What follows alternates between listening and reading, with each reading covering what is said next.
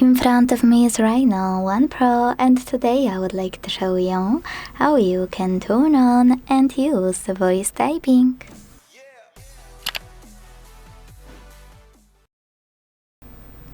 Begin by launching your keyboard and clicking on microphone icon at the top right corner. Now, if you don't see it, don't worry, just click on this gear one.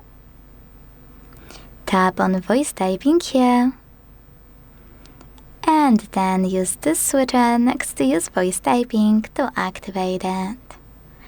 Now go back and tap on visible microphone. Choose while using the app and start typing. As you can see, voice typing is on. If you wanna stop, you can pause or use the same microphone.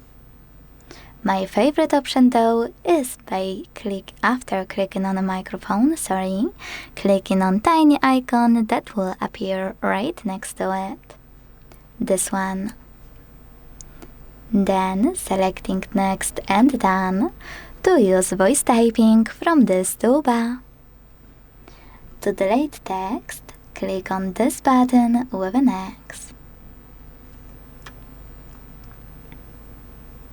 To move toolbar around, hold it, drag it, and place it.